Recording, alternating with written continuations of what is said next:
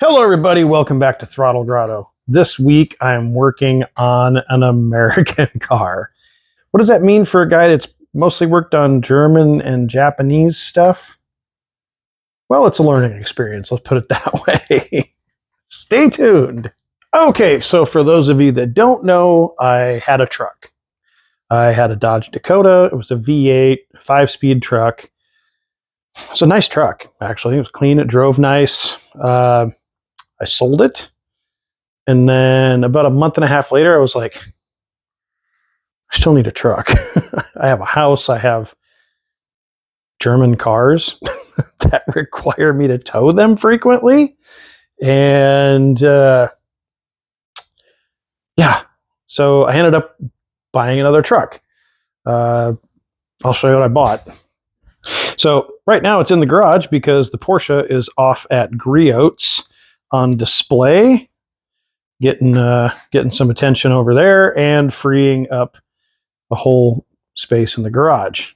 So this is a two-wheel drive 2500 1993 with, I don't know, 6-lug, whatever.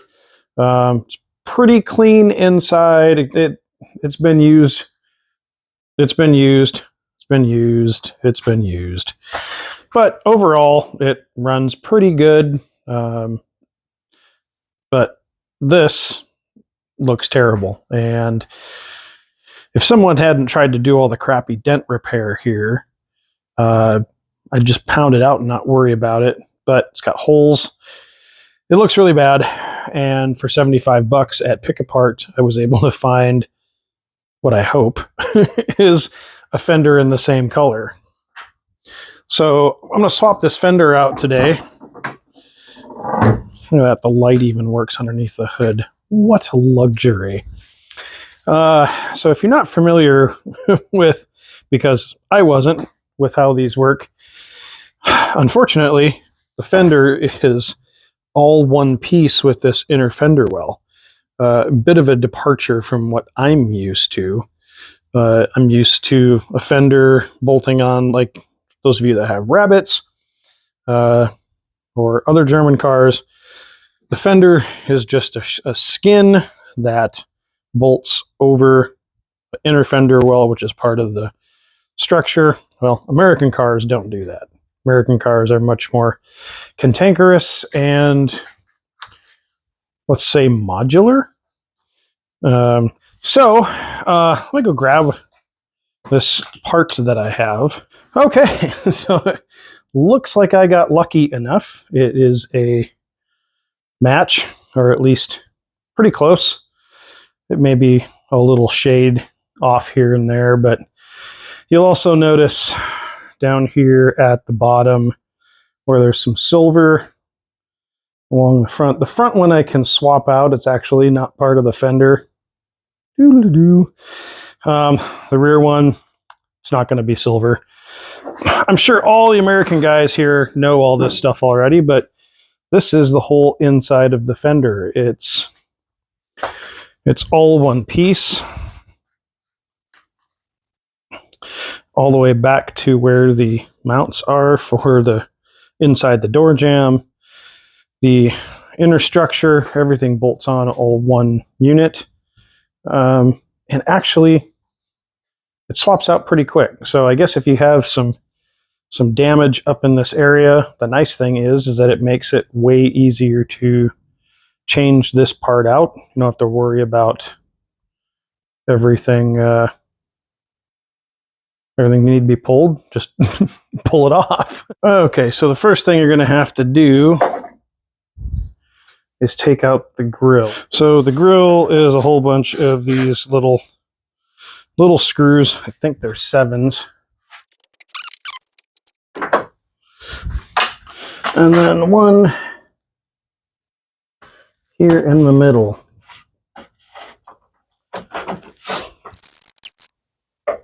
And it's right here above the Chevy logo.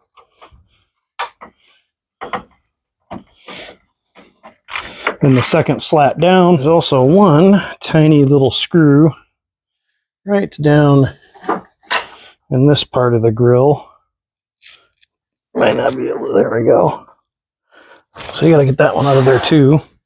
And much unlike the one at the junkyard, you'll also have to take that bolt out on this side. So you have to pull the turn signal assemblies out, and there'll be one on that side, 4 Torx screws, and then the grill will release with this garnish or whatever it's called.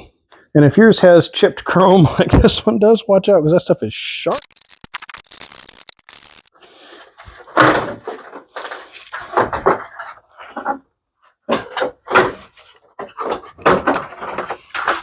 Then you'll have to undo the side markers.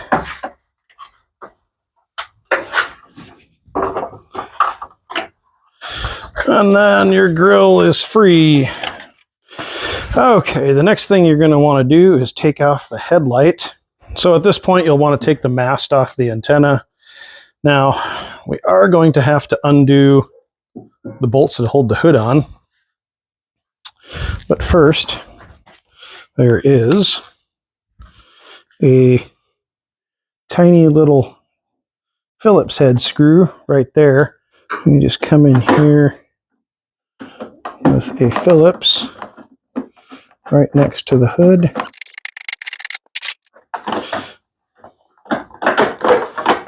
There we go. That piece comes out and goes out of the way so you don't break it. Okay, so this truck is missing the air cleaner to intake thingy here. So there's 2 bolts across the top, one here and one back here underneath the hood hinge. You can see that guy there. You also have to undo the 2 bolts for the hood hinge. So this one here and the one back here will both need to come out because the hood hinge is attached to the fender. The whole inner structure holds the fender, which I'm not sure how I feel about that. In addition to that, we'll have to remove this little lamp. And we also have to undo the antenna connection back here. So one of these clips, that rear clip gets undone. And then here's actually a plug connector that attaches. So you can undo that. I say you can undo that, but that doesn't necessarily mean that I can with one hand. I'm going to need 2 hands to undo that, but it's basically a little rubber boot right there that slides back, and there's a connection there to undo that. That part, you undo this clip, and it stays in the car. This part stays with the fender, so you don't have to get up inside. So let me undo those, and then I'll show you the rest. You might find it also easier to take the battery out so you can get to some of the stuff behind the battery, like this ground connection here. So it's also a good time to remember that if you take this off, it's a good time to clean up this ground connection before you put it back on. And then there's these little wire connectors that you can just kind of pop open like this with a screwdriver, and that's what holds the wires in. So there's a few of those along here that you'll have to undo. Okay, so I left myself just barely enough room between me and the Datsun here. That's the upper fender bolt there. The lower one is just below the boot for the electrics here. You can see that little guy right there. So I've got just enough room to get in there and get those out with a long extension. So let me pop those out. Now for the ones that are a little tricky, behind the turn signal is this one here. This one's a 13.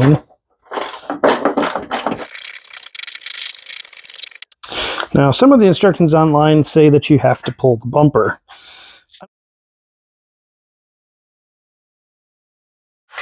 All right, so now that that bolt is out, I also need to undo this inner one right here in the battery tray.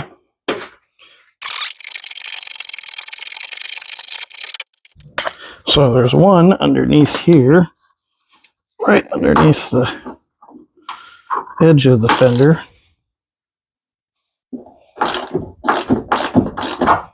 And if we look up inside, we have bolts go around the inside perimeter all the way here that hold this inner piece to the outer piece.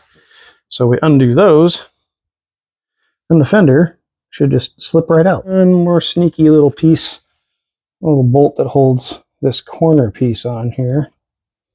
And that's right below that bolt and holds this little corner piece in. This one right here. Okay, and then there's this little air intake thingy right here that needs to come off. So it's got a little small screw there. Okay, so then on the inside, I have this little push pin deal.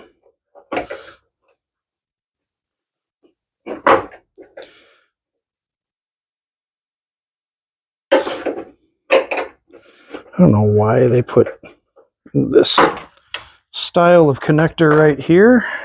Okay, the car at the junkyard, it just came right out of this corner. This one's being a jerk, so I'm going to try undoing 3 of these bolts just so I can pivot the bumper enough that I can get this tiny little piece of plastic out of the way. Okay, so undoing the 8 bolts that hold the bumper on allowed this to pivot out of the way just enough so that, as you can see, it fell right off. All in all, not a bad job, saying this is only the second time I've done this. As you can see, it's all pretty easy to put back together. It's also a good time to clean out insides of the fender wells. And I'm going to be able to transfer this piece over to replace this, which one was broken, which is probably why it came out so easy at the junkyard. But all in all, probably 45 minutes if I had to do it again. Not terrible. Couple things to keep in mind. One, don't forget to transfer your hood latch over. And these bolts, I guess, are unique because they have a little shoulder on them. And also, hang your hood from something and put something back here to protect it and your windshield. So I didn't have to completely take the hood off. Maybe it would have been a good idea, but it's not too bad just to have it hanging out here and suspended. All right, so there it is. It's all back together. It's not perfect. I guess some of the astute among you will notice there is a little dent down here, and there's a little dent right through here. And of course, the less astute of you will still notice the lack of silver here and the chrome piece missing here. So all in all, that's how you replace a fender on a Chevy truck, which is a lot more involved than a Rabbit or the Datsun. Come to think of it, even more than the Porsche. But it's got a fender. 98.375 of the paint matches, and it's good enough for this. Like, the door has got a dent in it, the bed's got a dent in it where somebody used a screw to try to pull dents out. So it's not perfect, but it's good enough for this old truck, and the procedure is the same if you want to do something like this on your Chevy truck. So there's a ton of how-tos on these GM trucks out there. Thank you for watching this one. That's all the time I have for tonight. I'm exhausted. So until next time, get out there and work on something.